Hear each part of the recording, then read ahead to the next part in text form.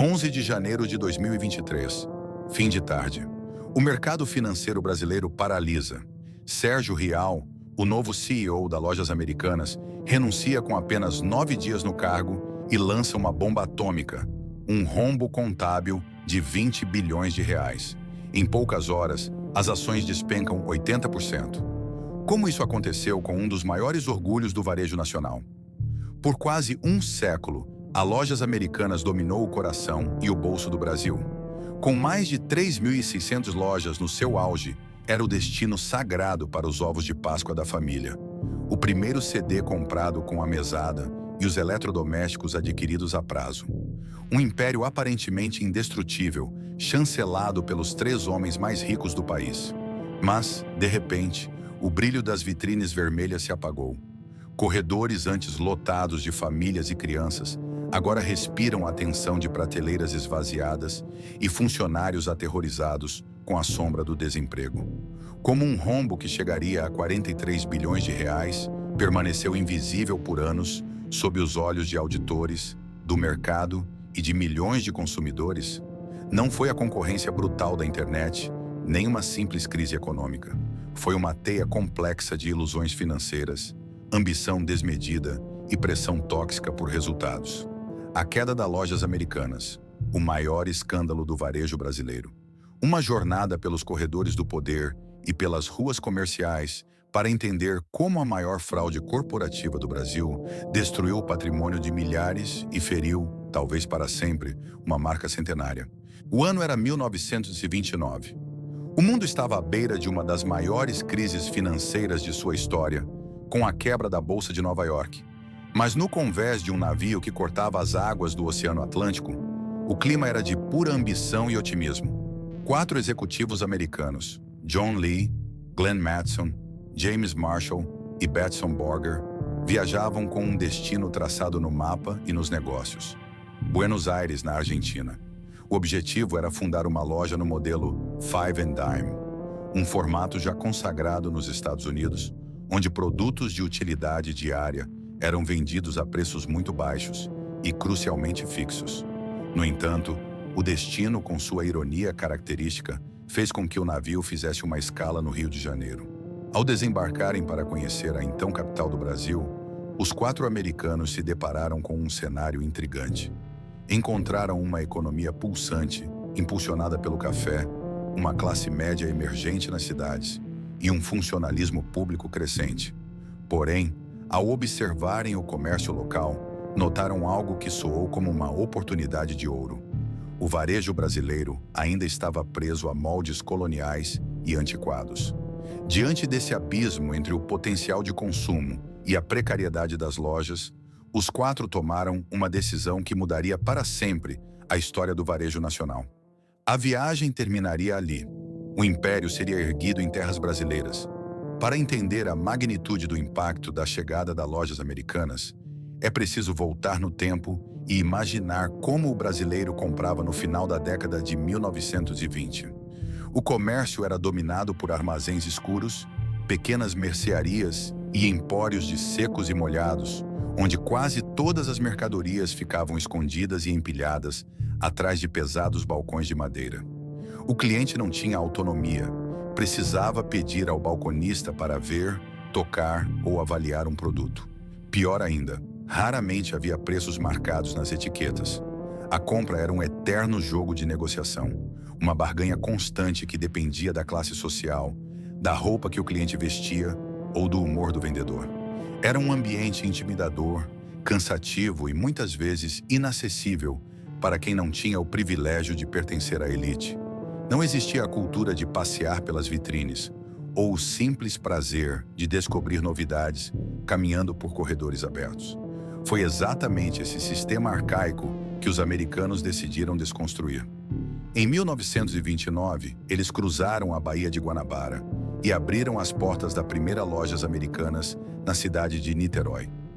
O slogan da inauguração era revolucionário, ousado e direto ao ponto. Nada além de 2.000 réis. Era a adaptação perfeita do modelo de 5 e 10 centavos para a moeda local. O sucesso foi estrondoso, imediato e transformador. Pela primeira vez na história do país, os consumidores entravam em uma loja bem iluminada, incrivelmente espaçosa, onde os produtos estavam dispostos em gôndolas e mesas abertas, ao alcance das mãos. A mudança provocada pelas lojas americanas não foi apenas uma inovação comercial, foi uma revolução profundamente social. A loja ajudou a transformar o ato de comprar, antes uma tarefa árdua, em um evento de lazer para esta família. Para as mulheres da época, que frequentemente dependiam da companhia de maridos ou pais para evitar o constrangimento das negociações nos empórios tradicionais, o novo modelo ofereceu uma liberdade inédita e libertadora. Elas podiam entrar na loja, pegar uma cesta, caminhar livremente pelos amplos corredores, inspecionar dezenas de produtos de beleza, utensílios domésticos e tecidos, olhar os preços rigidamente tabelados, escolher o que queriam e pagar no caixa sem ter que implorar por um desconto. Era o início da democratização do consumo urbano no Brasil. Um espaço democrático onde o industrial rico e a dona de casa de classe média baixa compravam a mesma panela, a mesma toalha e o mesmo sabonete, exatamente pelo mesmo preço. O crescimento foi exponencial. No final do primeiro ano, eles já haviam inaugurado 3 filiais no Rio de Janeiro e uma em São Paulo. Logo, a expansão agressiva começou a espalhar a marca pelo território nacional. As icônicas letras brancas sobre o fundo vermelho tornaram-se o grande símbolo da modernidade urbana nas principais cidades do país.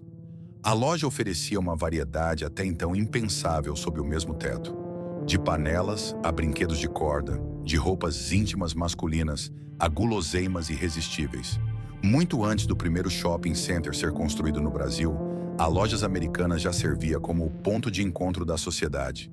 Era o destino seguro onde as mães compravam cadernos e lápis de cor para o início do ano letivo, onde os pais compravam presentes de Natal que cabiam no orçamento apertado, e onde os jovens marcavam encontros nas tardes de sábado para comer chocolates.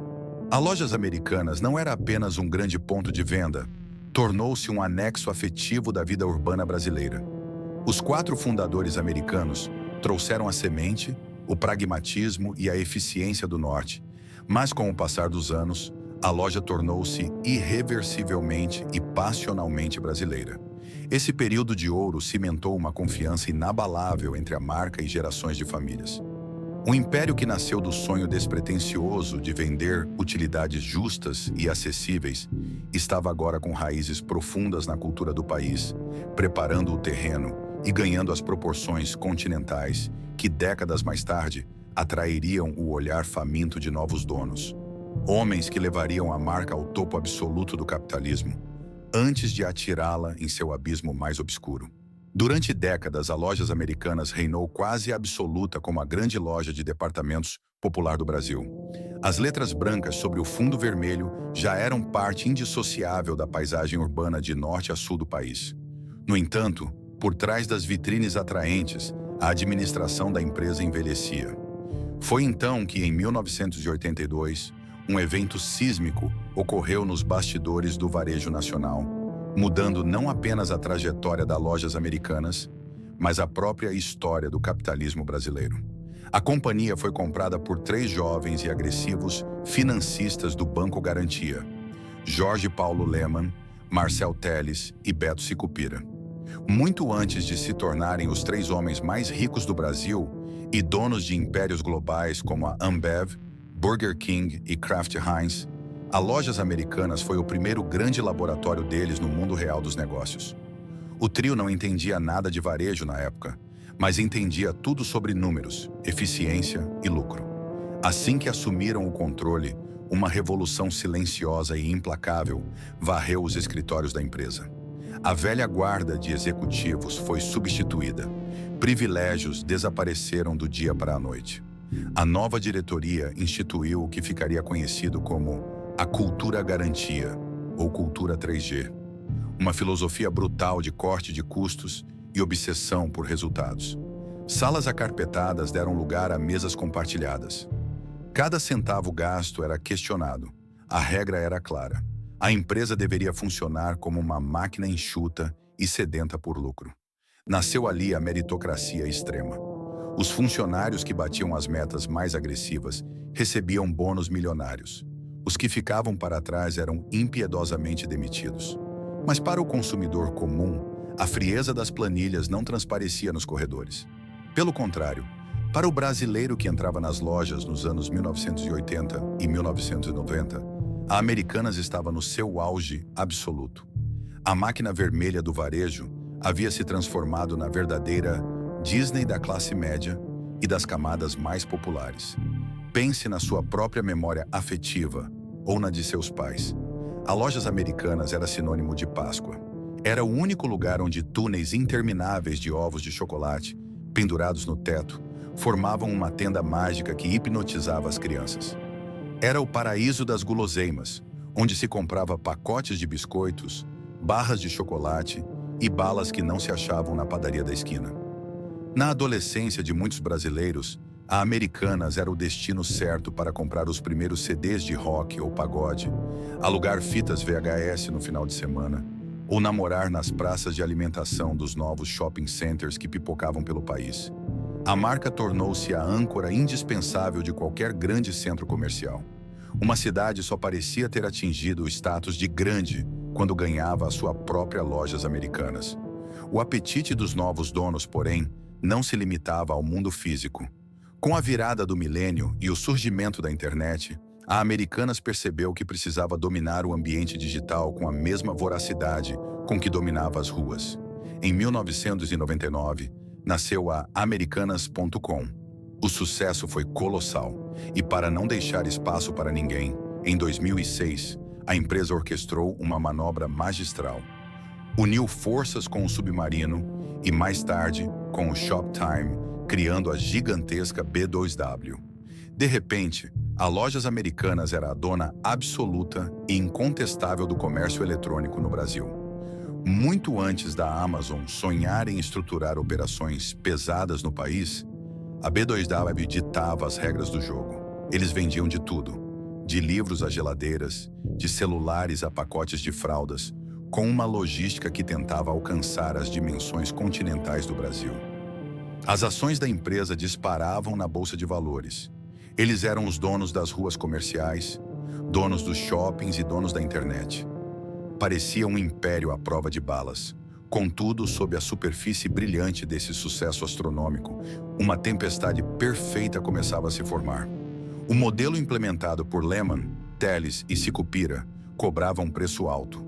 A cultura da pressão extrema, onde a única coisa que importava era entregar a meta financeira do trimestre para garantir o bônus, transformou a empresa em uma panela de pressão prestes a explodir. Quando os limites do crescimento real foram atingidos e a concorrência começou a morder seus calcanhares, a cultura do custe o que custar passou a exigir não apenas esforço, mas ilusão. O ovo da serpente já estava chocado, escondido nos balanços financeiros que ninguém até então ousava questionar. A década de 2010 trouxe ventos de mudança implacáveis que começaram a corroer silenciosamente os alicerces do império construído pela B2W e pela Lojas Americanas. No papel e para o público leigo, a empresa ainda era um colosso inabalável. Caminhar pelo centro de qualquer grande cidade brasileira era tropeçar em uma Americanas a cada poucas quadras. No entanto, nas trincheiras invisíveis do e-commerce e nas planilhas de projeção de longo prazo, o chão começava a tremer violentamente sob os pés dos executivos. O cenário do varejo nacional estava sofrendo uma mutação agressiva. O Mercado Livre, que no início dos anos 2000 era visto apenas como um site caótico e pouco confiável de leilões entre pessoas físicas, havia se profissionalizado de forma assustadora. Eles construíram uma malha logística própria gigantesca, criaram o ecossistema financeiro do Mercado Pago e passaram a prometer entregas no dia seguinte. Um milagre em um país com a infraestrutura do Brasil. Era uma máquina absurdamente eficiente que ganhava escala, sem precisar carregar o pesado custo imobiliário de milhares de lojas físicas. Simultaneamente, a partir de Franca, no interior de São Paulo, o Magazine Luiza iniciava uma revolução digital silenciosa, porém letal. Sob a liderança incisiva de Frederico Trajano, A Magalu provou que não era preciso separar o mundo físico do online. Eles integraram perfeitamente a loja de rua com o aplicativo de celular, transformando cada pequena filial em um mini centro de distribuição. E, como se não bastasse a pressão interna, a sombra da Amazon, a devoradora global de mercados, começava a se projetar de forma definitiva sobre o território brasileiro. Diante desses novos e famintos predadores, a B2W, o braço digital da Americanas que outrora fora a pioneira brilhante, começou a parecer pesada, velha e perigosamente lenta. Manter o império digital rodando exigia rios de dinheiro. O consumidor brasileiro estava viciado em frete grátis e promoções agressivas. Para competir com a logística do Mercado Livre e os subsídios da Amazon, a B2W precisava queimar caixa em uma velocidade alarmante. A operação de e-commerce dava prejuízos monumentais, trimestre após trimestre. Esse sangramento, no entanto, era habilmente camuflado pela operação robusta e resiliente das lojas físicas. As velhas lojas americanas de rua e de shopping continuavam vendendo montanhas de chocolates, fraldas, desodorantes e utilidades domésticas. O dinheiro que entrava nos caixas físicos era usado para tapar os buracos da guerra digital. Mas o cobertor estava ficando curto demais. A tensão entre o custo de ser o maior varejista físico do Brasil e a urgência de não perder a coroa na internet começou a sufocar a diretoria. O mercado financeiro, como se sabe, é um mestre implacável. Faria Lima, no Brasil, e Wall Street, em Nova York, haviam se acostumado com a narrativa encantada de sucesso ininterrupto das lojas americanas. A empresa era vista como uma verdadeira blue chip, uma ação segura, a joia da coroa do varejo nacional sob a aura quase mítica dos fundadores da 3G Capital. Os investidores não aceitavam desculpas, eles exigiam crescimento infinito. A cada apresentação de resultados, os analistas de bancos esperavam margens de lucro maiores, receitas recordes e dividendos fartos. Havia uma expectativa completamente irreal de que a Americanas pudesse enfrentar a fúria do Mercado Livre, a tecnologia da Amazon e a agilidade da Magalu sem sacrificar um único centavo de sua rentabilidade histórica. Era uma equação matemática impossível de ser resolvida honestamente. Para entender como essa pressão externa se transformou no veneno que destruiria a empresa por dentro, é preciso abrir as portas fechadas da diretoria no Rio de Janeiro e observar a cultura corporativa que os governava. A cultura de dono e a meritocracia extremada, tão celebradas nas décadas anteriores por transformar a Americanas em uma máquina de fazer dinheiro, haviam se degenerado em um ambiente de darwinismo corporativo tóxico. A cúpula havia implementado um sistema de metas e bônus que era, ao mesmo tempo, sedutor e aterrorizante. Se um grupo de diretores batesse a meta financeira estipulada para o ano, os bônus eram astronômicos. Estávamos falando de quantias que mudam a vida de uma família por gerações. Dezenas de milhões de reais em dinheiro, opções de ações e bônus de performance, distribuídos para um grupo seleto de poucas dezenas de pessoas que entregavam o que o mercado queria ver. Por outro lado, falhar na meta não significava apenas ficar sem o prêmio. Significava humilhação institucional, estagnação, o corte sumário de cabeças. O lema silencioso nos corredores de poder não era inovar ou servir ao cliente, era entregue o número ou seja esmagado. Mas o que acontece quando a realidade das prateleiras não permite que você entregue o número? O que um diretor faz quando a inflação corrói o poder de compra das famílias? As taxas de juros sobem, encarecendo as dívidas. A concorrência esmaga as margens de lucro e a operação online sangra milhões diariamente? Foi exatamente nesse caldeirão de ambição desmedida, ganância e um medo paralisante de fracassar diante do mercado que a semente da maior fraude corporativa do Brasil encontrou solo fértil. Quando a realidade do comércio deixou de bater com a fantasia exigida nas planilhas de resultados, um grupo de executivos de alto escalão cruzou a linha sem volta. Para proteger seus bônus milionários e manter a ilusão de perfeição, eles deixaram de ser varejistas que vendiam produtos. Passaram a ser engenheiros de ilusões financeiras.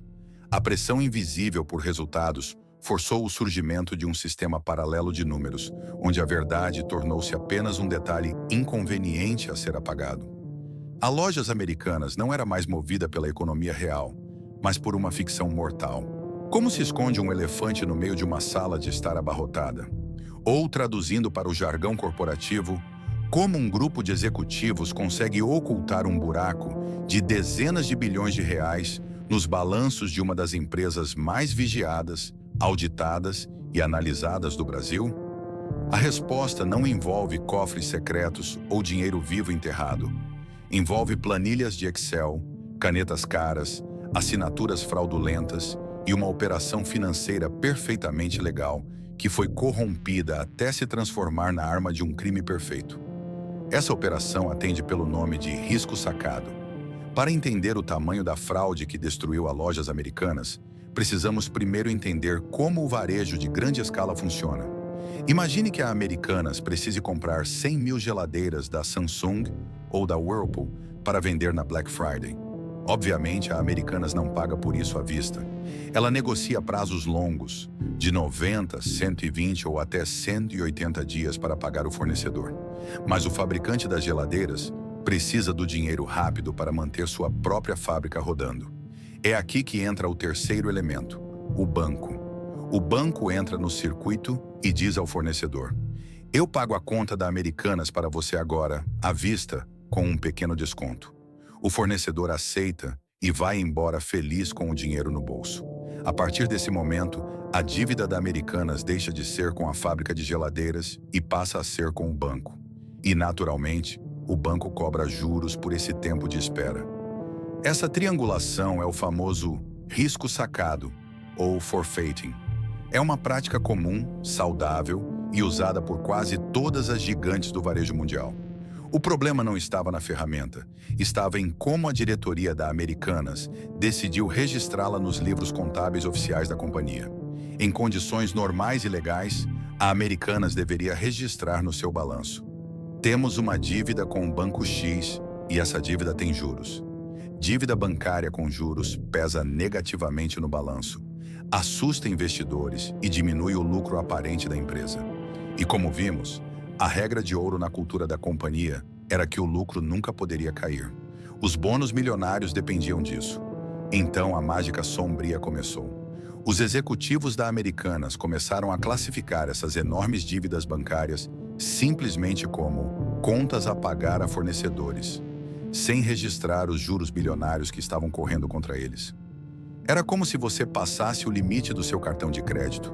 O banco estivesse cobrando juros extorsivos todos os meses, mas no seu caderno de despesas pessoais, você anotasse apenas o valor original da compra, fingindo para si mesmo e para o mundo que os juros não existiam. Mas apenas esconder a dívida não era suficiente para garantir os bônus gordos. Eles precisavam inflar ativamente os lucros. Para isso, criaram um segundo truque de ilusionismo financeiro, abusando de outra prática comum do varejo, chamada VPC, verbas de propaganda cooperada. O VPC é, na prática, um dinheiro que o fornecedor devolve ao varejista para ajudar a pagar anúncios, ou como um desconto por volume de vendas. Os diretores da Americanas começaram a inventar contratos fictícios de VPC. Eles lançavam no sistema descontos e verbas de propaganda de milhões de reais que nunca foram negociados com a indústria e que nunca entrariam de fato no caixa da empresa. Esses lucros fantasmas engordavam artificialmente o resultado do trimestre, o mercado aplaudia, as ações subiam e os diretores embolsavam seus prêmios. A alquimia estava completa. Dívidas reais eram apagadas com uma mão e lucros falsos eram desenhados com a outra. O grande problema de qualquer fraude contábil baseada em juros ocultos é que a matemática do mundo real é implacável. Os juros que os executivos varriam para debaixo do tapete continuavam existindo nos computadores dos bancos. A cada ano que passava, o montante devido se multiplicava por causa dos juros compostos. O que começou como um desvio pequeno para salvar um trimestre ruim no início da década de 2010, transformou-se em um monstro faminto que exigia sacrifícios cada vez maiores. Para encobrir o rombo do ano passado, era preciso inventar um volume ainda maior de VPCs falsos neste ano. A fraude tornou-se sistêmica. Documentos forjados eram criados e assinaturas eram falsificadas ou obtidas sob pretexto de formalidades. Diretores que conheciam o esquema viviam um terror psicológico silencioso.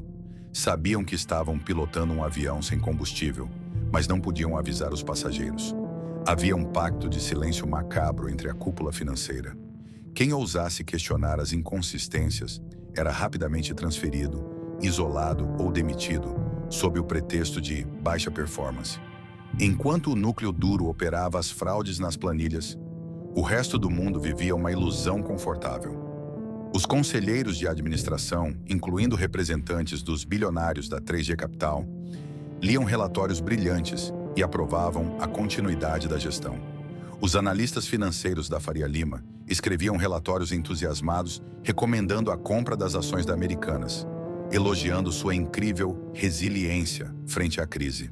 E, o mais estarrecedor de tudo, empresas de auditoria independentes do mais alto calibre global, como PwC e KPMG, que eram pagas milhões exatamente para caçar fraudes, assinaram e validaram os balanços das lojas americanas ano após ano, sem jamais reportar o abismo financeiro que se abria sob seus narizes.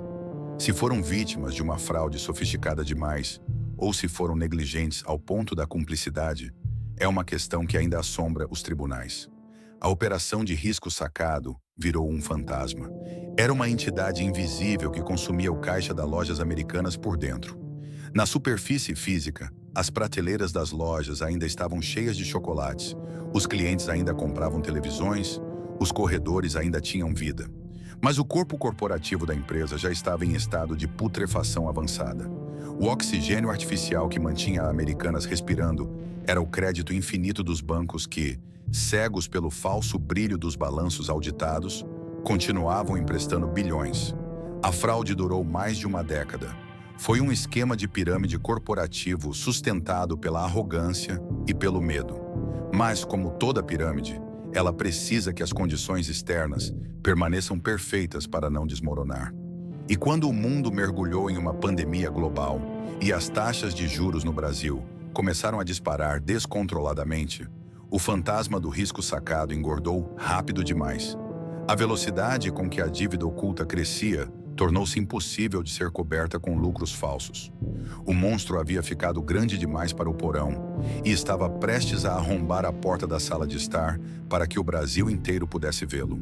Os anos de 2020 e 2021 foram, em muitos aspectos, um delírio coletivo para o varejo global. Com o mundo trancado em casa devido à pandemia de Covid-19, o comércio eletrônico viveu um crescimento artificial e vertiginoso. Naquele momento, parecia que a aposta da Americanas no universo digital finalmente seria coroada com a vitória definitiva. As vendas online dispararam, os entregadores não paravam e as ações da empresa atingiram picos históricos. O mercado festejava, inebriado pelos números que saltavam nas telas dos computadores da Faria Lima. Mas as pandemias acabam, e quando o mundo voltou a abrir suas portas, a ressaca foi brutal. O ano de 2022 trouxe uma tempestade macroeconômica perfeita que atingiu o Brasil em cheio. A inflação, o velho fantasma que assombra o país há gerações, voltou a mostrar os dentes. Para tentar conter a alta desenfreada dos preços nos supermercados e nas bombas de gasolina, o Banco Central do Brasil foi forçado a agir com brutalidade. A taxa básica de juros, a Selic, que havia caído para um piso histórico de 2% ao ano no auge da pandemia, foi catapultada em uma velocidade assustadora, batendo na casa dos 13,65%. Para o brasileiro comum, isso significava que comprar uma geladeira ou uma televisão no crediário ficou quase impossível. Para lojas americanas, no entanto, significava algo infinitamente mais sombrio. Lembra-se do fantasma do risco sacado? Aquela dívida multibilionária com os bancos que os executivos haviam escondido debaixo do tapete? Aquela dívida era corrigida exatamente por esses juros. Quando a Selic saltou de 2% para quase 14%, o monstro financeiro que habitava o porão da empresa acordou enfurecido. O custo para rolar aquela dívida secreta explodiu. O rombo começou a crescer em um ritmo tão frenético que nem mesmo a mais criativa das alquimias contábeis conseguiria fabricar lucros falsos em velocidade suficiente para cobri-lo. Em um movimento que mais tarde seria analisado sob forte suspeita, a diretoria orquestrou uma reestruturação radical em 2021. Eles decidiram fundir a operação física, de lojas americanas, e a operação digital, B2W, em uma única empresa na Bolsa de Valores, rebatizada simplesmente como Americanas S.A. A justificativa oficial para o mercado era bela e moderna: criar uma sinergia omnichannel perfeita, unindo o melhor dos dois mundos. A realidade nos bastidores, porém, era que a fusão juntou dois balanços financeiros em um só. Ao misturar as contas da operação física, que gerava dinheiro vivo nas lojas, com a operação digital, que queimava a caixa desesperadamente, a contabilidade tornou-se um labirinto ainda mais denso e opaco. Mas os arquitetos da ilusão sabiam que o tempo estava se esgotando. A água já estava invadindo a casa de máquinas do navio. Foi então que um movimento silencioso e profundamente cínico começou a acontecer nos altos escalões da companhia. O núcleo duro da diretoria, liderado por Miguel Gutierrez, o homem forte que atuou como CEO da empresa por inacreditáveis 2 décadas, percebeu que a música estava prestes a parar. Sob a justificativa de planejamento financeiro pessoal e mudanças de ciclo, esses executivos começaram a vender massivamente as suas próprias ações da Americanas na Bolsa de Valores. Enquanto os relatórios oficiais da empresa continuavam prometendo um futuro brilhante e os analistas recomendavam que pequenos investidores, aposentados e fundos de pensão comprassem ações da varejista, os comandantes do barco se desfaziam de seus papéis na surdina. Estima-se que, nos meses que antecederam o colapso, a antiga diretoria tenha vendido mais de 200 milhões de reais em ações. Eles estavam garantindo as suas fortunas pessoais antes que o castelo de cartas desabasse. No final de 2022, Gutierrez anunciou sua saída da empresa. Ele estava deixando o cargo de CEO após 20 anos, embalado por aplausos do mercado e com os bolsos cheios, deixando para trás uma bomba com o cronômetro prestes a zerar. Para acalmar os investidores e sinalizar que a Americanas entraria em uma nova era de governança moderna, o Conselho de Administração, com a bênção dos bilionários da 3G Capital, anunciou a contratação de Sérgio Rial como o novo CEO, com posse marcada para o início de 2023. Rial não era um varejista, ele era um dos banqueiros mais respeitados e implacáveis do Brasil, ex-presidente do gigante Santander. Ele era a personificação da credibilidade financeira. Rial foi contratado para ser o salvador, o homem que modernizaria a gigante do varejo. Mas o que ninguém contava era que a primeira exigência de um banqueiro do calibre de Rial seria, inevitavelmente, olhar para os números reais da empresa antes de assinar seu nome no balanço. Nos meses de transição no final de 2022, Rial e sua equipe de confiança começaram a fazer perguntas. Pediram acesso aos detalhes da conta de fornecedores. Pediram para entender as cartas de fiança bancária. A velha guarda da diretoria financeira, que ainda permanecia na empresa, tentou resistir. As respostas eram evasivas, os relatórios vinham incompletos. Mas Rial apertou o cerco. As pastas pretas que guardavam os segredos de uma década de ilusões começaram a ser abertas sob a luz fria da verdade. A cada página virada, o choque do novo CEO aumentava. Não havia apenas uma inconsistência, havia um abismo financeiro de proporções cataclísmicas que engolia o patrimônio inteiro da companhia. A bomba relógio não estava mais apenas armada. O cronômetro havia chegado a zero. Era janeiro de 2023 e a maior empresa de varejo do Brasil estava prestes a detonar o coração do mercado financeiro nacional. O relógio marcava pouco mais de 18 horas na quarta-feira, 11 de janeiro de 2023. O pregão da B3, a Bolsa de Valores brasileira, já havia fechado as suas portas e a maioria dos operadores na Avenida Faria Lima, o coração financeiro de São Paulo, começava a se desligar de um dia de trabalho aparentemente comum. Foi exatamente nesse momento de calmaria que a Americanas S.A. disparou um comunicado ao mercado. Um documento curto, de poucas páginas, classificado com o termo técnico de fato relevante. Mas o que estava escrito naquelas linhas não tinha nada de técnico. Era uma declaração de guerra contra a realidade financeira do país. O comunicado informava que a nova gestão, sob o comando de Sérgio Rial, há apenas 9 dias, havia detectado inconsistências em lançamentos contábeis, estimadas na dimensão preliminar de 20 bilhões de reais. Para piorar o cenário que já parecia apocalíptico, o documento anunciava a renúncia imediata de Rial e do recém-empossado diretor de relações com investidores, André Covre. Eles haviam cruzado a porta de entrada da empresa na semana anterior, carregando as esperanças do mercado e saíam pelos fundos, deixando para trás um incêndio impossível de ser controlado. A velocidade com que a notícia se espalhou pelos grupos de mensagens e redações de jornalismo econômico foi estonteante. A princípio, houve incredulidade. Muitos analistas experientes esfregavam os olhos diante das telas, acreditando que se tratava de um erro de digitação. Afinal, 20 bilhões de reais não era um erro contábil comum. Era um valor superior ao próprio valor de mercado de todas as lojas americanas na época. Era como se a empresa tivesse acordado valendo menos do que zero. À medida que os minutos passavam e a veracidade do documento se confirmava, o silêncio da noite na Faria Lima deu lugar a um frenesi caótico. Telefones começaram a tocar simultaneamente em fundos de investimento, bancos de atacado e escritórios de advocacia corporativa. Luzes de escritórios que deveriam estar apagadas permaneceram acesas até o amanhecer. Gestores de fundos que possuíam milhões de ações da Americanas em suas carteiras calculavam, em pânico, o tamanho do prejuízo que teriam que reportar aos seus clientes no dia seguinte. O país inteiro percebeu que estava testemunhando o marco zero do maior escândalo corporativo da história do capitalismo brasileiro.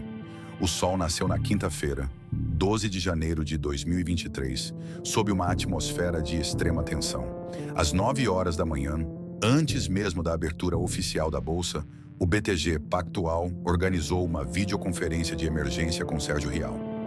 Mais de 10 mil profissionais do mercado financeiro se conectaram simultaneamente, esmagando a capacidade técnica da plataforma. Todos queriam ouvir o homem que havia puxado o pino da granada. Com semblante abatido, mas mantendo a fala fria e direta de um ex-banqueiro, Rial tentou explicar o inexplicável. Ele usou metáforas que ficariam marcadas na história do varejo. Explicou que o rombo de 20 bilhões de reais vinha sendo arrastado e inflado há muitos anos e que a contabilidade da empresa havia criado uma desconexão completa com a realidade do fluxo de caixa. Ao ser questionado sobre o papel dos acionistas de referência, os bilionários Jorge Paulo Lemann, Marcel Telles e Beto Sicupira, Rial foi cauteloso, mas deixou claro que o trio fora informado do problema na véspera e que a capitalização da empresa seria indispensável para evitar uma morte súbita. Quando o sino da B3 bateu às 10 horas da manhã, as ações da Americanas, negociadas sob o código AMER3, não abriram para negociação.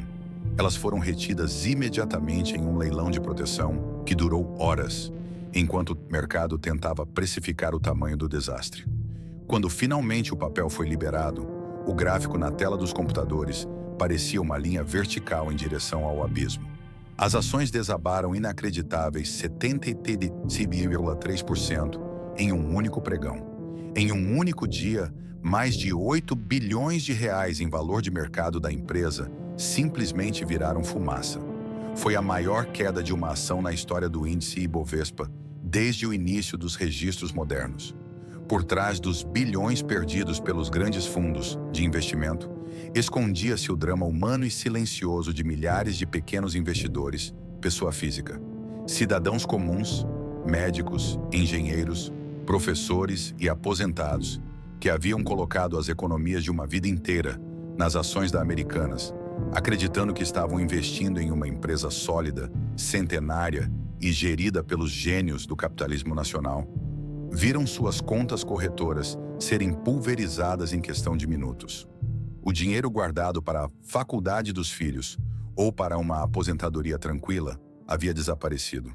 A noite em claro do mercado brasileiro terminou com uma certeza amarga. O mito da infalibilidade da gestão da 3G Capital estava morto e enterrado. A marca que havia acompanhado a infância e a vida de gerações de brasileiros havia entrado em uma espiral de destruição de reputação, da qual talvez nunca mais conseguisse escapar. O choque do dia 11 de janeiro não ficou restrito às telas frias dos computadores da Faria Lima. Nas horas e dias que se seguiram, o pânico desceu dos arranha-céus financeiros e atingiu a economia real com a força de um furacão, categoria 5. A primeira onda de destruição veio dos bancos. As mesmas instituições financeiras que por anos emprestaram bilhões a Americanas baseadas em balanços fictícios, agora lutavam desesperadamente para recuperar qualquer centavo.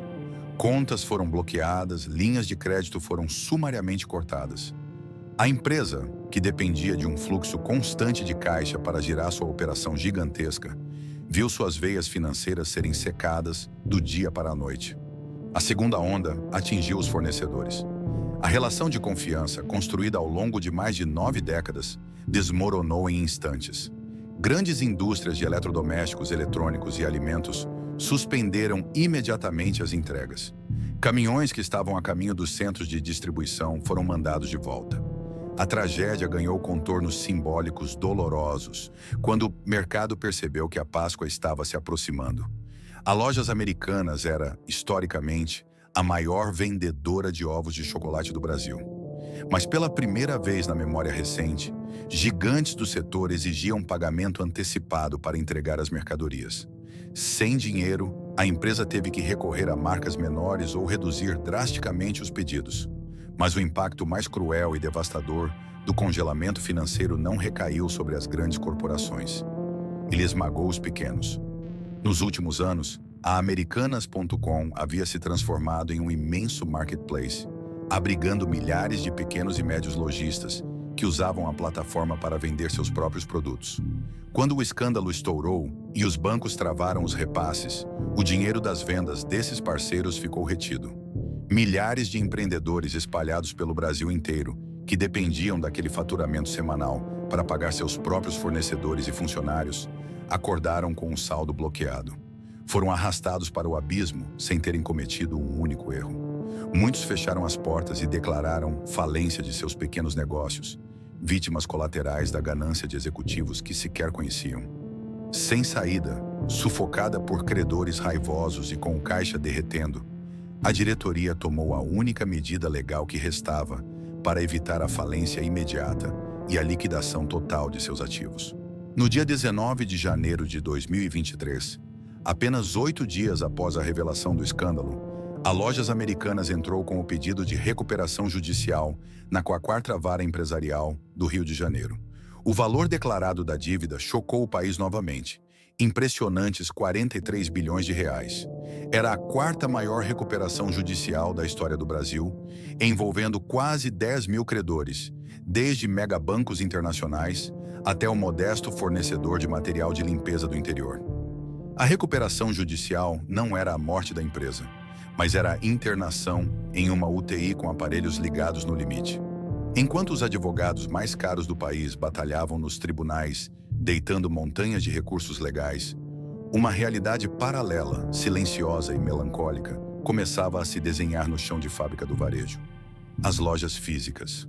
Para o consumidor que entrava em uma filial da Americanas nas semanas seguintes ao estouro da crise, a experiência era fantasmagórica. As portas de vidro continuavam abertas, mas a alma da loja havia desaparecido. Para cortar custos básicos como energia elétrica, a direção ordenou que parte das luzes, das lojas e dos letreiros fossem apagadas. Os corredores ficaram penumbrosos.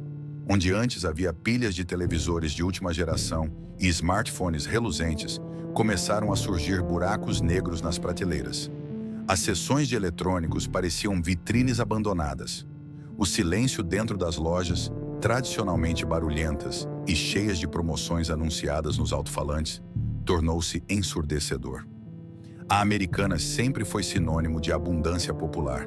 O choque de ver prateleiras vazias tocou uma corda sensível na memória do consumidor brasileiro, lembrando os tempos sombrios da hiperinflação dos anos 1980. A diferença é que agora não era a economia do país que estava doente, mas a própria essência da empresa. O vazio físico dos corredores refletia com perfeição o vazio ético das diretorias que fraudaram seus balanços. A Páscoa de 2023 foi o retrato definitivo dessa decadência. Os famosos túneis vermelhos, de onde pendiam milhares de ovos de chocolate que encantavam as famílias, apareceram murchos, tristes e esburacados. Era o símbolo visual de que o império estava de joelhos. E no meio desse cenário desolador estavam os funcionários. Cerca de 40 mil trabalhadores, a imensa maioria ganhando pouco mais que o piso da categoria, tornaram-se os rostos involuntários da crise.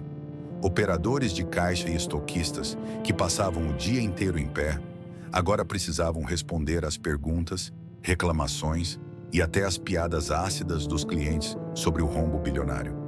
Eles trabalhavam sob uma nuvem espessa de ansiedade e terror, sem saber se a loja abriria as portas na semana seguinte, se receberiam seus salários ou se teriam como pagar o aluguel e alimentar seus filhos no fim do mês.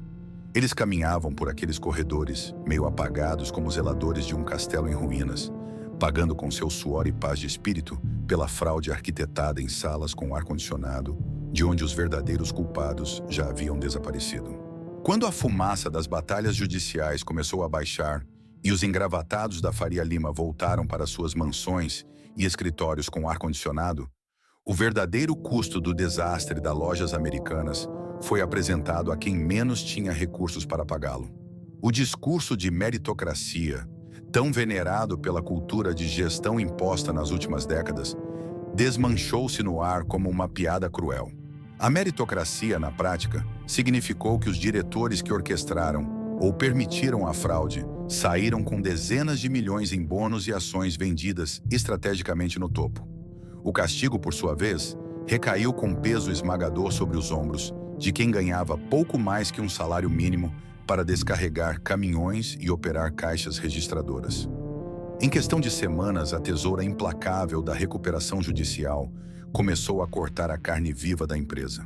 O plano de sobrevivência exigia o fechamento maciço de lojas deficitárias e a redução drástica da folha de pagamento. As demissões não vieram às dezenas, mas aos milhares. Mais de 10 mil trabalhadores foram sumariamente demitidos no primeiro ano após o escândalo. Eram pessoas que haviam dedicado 5, 10, 20 anos de suas vidas à corporação. Pais e mães de família que vestiam a camisa vermelha com um orgulho genuíno, acreditando cegamente que faziam parte de uma empresa sólida, protegida pelos homens mais ricos e poderosos do país. As cenas nos corredores das lojas e nos centros de distribuição eram de partir o coração, mas poucas vezes ganharam a primeira página dos cadernos de economia. Funcionários chorando, abraçando-se diante das catracas, guardando seus pertences em caixas de papelão. Pessoas que haviam passado a vida inteira sorrindo para os clientes na época do Natal e da Páscoa, agora eram enxotadas pela porta dos fundos. Muitos deles descobriram, com desespero, que a empresa, afundada no rombo de 43 bilhões, demorava a liberar as verbas rescisórias e a homologar as demissões, prendendo o acesso ao seguro-desemprego e ao FGTS. Eles não perderam apenas o emprego em um país onde a recolocação formal é brutal. Eles perderam a paz. A fraude bilionária roubou, literalmente, a comida da mesa do estoquista para garantir a ilusão de sucesso do executivo. Mas a tragédia humana e econômica não se restringiu aos crachás cancelados das lojas americanas. A queda da gigante provocou um efeito dominó sísmico que devastou o ecossistema do varejo brasileiro. Uma filial da Americanas nunca foi apenas um ponto de venda isolado. Ela era o que o mercado chama de loja âncora. Em centenas de shopping centers espalhados pelo país e em calçadões no centro das cidades, era a presença magnética da Americanas que garantia o fluxo constante de pedestres. Quando a justiça autorizou a devolução de dezenas de imóveis, o impacto urbano foi imediato e visível. Corredores de shoppings, antes vibrantes, tornaram-se áreas mortas. As pesadas portas de aço baixadas, cobertas com tapumes ou faixas melancólicas de "passa-se o ponto", funcionavam como lápides urbanas. As lojas vizinhas, a pequena sorveteria, a lanchonete de salgados, a banca de capas de celular, que dependiam do fluxo de clientes atraídos para comprar um chocolate ou um brinquedo na Gigante Vermelha, viram seu faturamento despencar. Sem a Americanas, o pequeno comércio ao redor definhou. Em cidades menores do interior, onde a loja de rua da Americanas era a principal atração de consumo do centro histórico, o fechamento da unidade significou o apagão de quarteirões inteiros. E ainda havia o cemitério invisível dos fornecedores. Enquanto os grandes bancos tinham gordas provisões financeiras e exércitos de advogados para absorver o calote bilionário, centenas de fábricas de médio porte e pequenas distribuidoras regionais não resistiram ao choque. Empresas de logística com frotas de caminhões, gráficas que imprimiam materiais promocionais, fornecedores de serviços de limpeza e pequenos fabricantes de roupas que tinham a Americanas como sua principal compradora, de repente viram suas faturas virarem pó. Sem receber os pagamentos retidos na recuperação judicial, essas pequenas empresas não conseguiram honrar seus próprios compromissos. Muitas não tiveram outra saída a não ser demitir seus funcionários e declarar falência. O rombo contábil, que soava como uma abstração matemática complexa nos noticiários, traduziu-se em portas fechadas, depressão, lares destruídos e negócios arruinados. A máquina de eficiência, celebrada por anos nos relatórios maquiados, mostrou por fim a sua verdadeira face. Um moedor de vidas que privatizou o lucro ilícito para uma elite intocável e socializou a miséria para a base da pirâmide do varejo brasileiro. Hoje, as portas das lojas Americanas ainda estão abertas em muitas esquinas e shoppings do Brasil. Ao contrário de outras gigantes do varejo histórico que desapareceram completamente, evaporando no ar sem deixar rastros físicos, a Americanas conseguiu evitar a falência absoluta. Após meses de negociações exaustivas e litígios ferozes, o plano de recuperação judicial foi aprovado pela Justiça. Os acionistas de referência, os bilionários Jorge Paulo Lemann, Marcel Telles e Beto Sicupira, viram-se obrigados a firmar um acordo para injetar bilhões de reais na companhia, em uma tentativa drástica de salvar o que restou de suas reputações e manter a velha máquina respirando. No entanto, a empresa que emergiu dessa tempestade é apenas uma sombra pálida e fragmentada daquele colosso que um dia dominou o Brasil. A ambição desmedida de ser a dona incontestável do comércio eletrônico nacional foi abandonada e enterrada sob os escombros da fraude. O braço digital da empresa derreteu, perdendo uma fatia colossal e quase irrecuperável do mercado para predadores vorazes como o Mercado Livre, Amazon e Shopee. Ironicamente, para tentar continuar existindo, a Americanas precisou dar um doloroso passo atrás e aceitar uma realidade humilde. Voltar a ser exatamente o que era nas suas origens. Hoje, a estratégia de sobrevivência foca nas lojas físicas de menor porte, vendendo chocolates, fraldas, utilidades domésticas e produtos de giro rápido. O sonho megalomaníaco de ser a loja de tudo para todos, em todos os lugares, morreu no dia 11 de janeiro de 2023.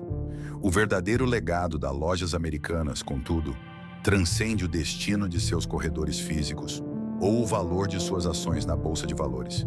A queda desse império vermelho cravou uma marca profunda e permanente na história do capitalismo brasileiro. Ela destruiu, de uma vez por todas, o mito da infalibilidade. Durante décadas, o mercado financeiro, a imprensa e as escolas de negócios do país idolatraram a cultura de gestão da 3G Capital. Acreditava-se piamente que a agressividade extrema, a redução cirúrgica de custos e a pressão por metas estratosféricas eram a fórmula mágica e inquestionável do sucesso absoluto.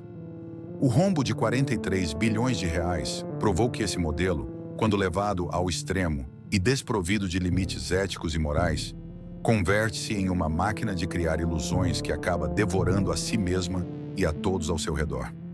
Mais do que um prejuízo incalculável nos cofres dos bancos e no bolso de milhares de acionistas anônimos, a fraude arruinou o maior ativo que qualquer marca pode construir: a confiança. O consumidor brasileiro, historicamente paciente, perdoava filas longas, lojas bagunçadas e entregas atrasadas. Mas a traição institucional quebrou um elo invisível e afetivo. Quando um cliente entra hoje em uma filial, ele não vê mais o paraíso mágico das guloseimas de sua infância ou o ambiente seguro onde comprou sua primeira televisão no carnê. Ele enxerga o palco do maior escândalo corporativo da história do país. Ele vê os buracos nas prateleiras e lembra do terror nos olhos dos funcionários que pagaram a conta da irresponsabilidade bilionária. A tragédia das lojas americanas deixa uma lição amarga, mas necessária para o varejo moderno. Não existe império que seja grande, tradicional ou rico o suficiente para ser imune à gravidade da verdade. Planilhas maquiadas podem sustentar bônus milionários por uma década. Auditores de renome internacional podem validar a ficção por complacência. E o mercado pode bater palmas para lucros inventados, mas a matemática do mundo real é insubornável. A conta sempre chega. O letreiro de letras brancas sobre o fundo vermelho ainda tenta brilhar em milhares de fachadas pelo Brasil afora. Mas a alma das lojas americanas, a sua grandiosidade, o seu encanto popular e a confiança irrestrita de gerações, foi apagada para sempre.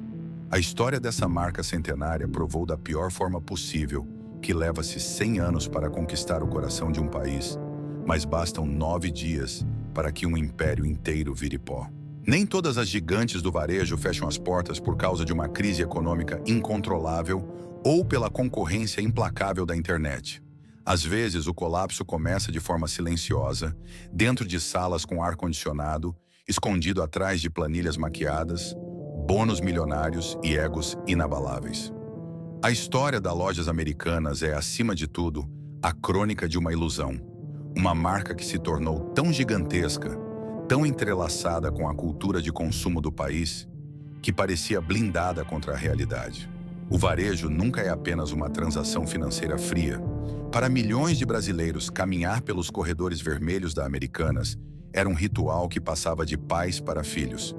Era o primeiro ovo de Páscoa comprado com o suor de um mês de trabalho, a primeira televisão financiada em um longo carnê, o CD favorito da adolescência, o passeio seguro e garantido nos finais de semana.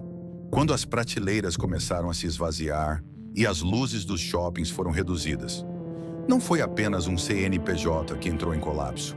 Foi um pedaço da nossa memória urbana e afetiva que sofreu um golpe imperdoável. A Americanas não desapareceu fisicamente por completo. As portas de vidro ainda abrem e o letreiro luminoso ainda tenta resistir em muitas esquinas e shoppings pelo Brasil. Mas a instituição, como nós a conhecíamos, o pilar de confiança inabalável do varejo nacional, deixou de existir no dia 11 de janeiro de 2023. A confiança, que é a moeda mais cara e frágil de qualquer negócio, foi pulverizada. Uma empresa pode sobreviver à inflação, às guerras de preços, às altas taxas de juros e às mudanças de hábito do consumidor, mas ela agoniza no momento em que passa a acreditar que a mentira protegerá o seu futuro. A lição que ecoa pelos corredores vazios é clara. Nenhuma empresa é intocável quando seus alicerces são feitos de papel. A história do varejo brasileiro continuará sendo escrita, mas a cicatriz deixada por essa fraude será permanente. E você, tem alguma memória especial envolvendo as lojas americanas? Seja a compra de um brinquedo, os corredores cheios na época do Natal ou o primeiro chocolate que comprou com a própria mesada. Deixe o seu relato aqui nos comentários, porque as placas podem mudar, mas as nossas histórias continuam vivas. Se este documentário fez você entender melhor os bastidores do nosso comércio, inscreva-se no canal e compartilhe com seus amigos. Muito obrigado por assistir e até o próximo capítulo da história do varejo brasileiro.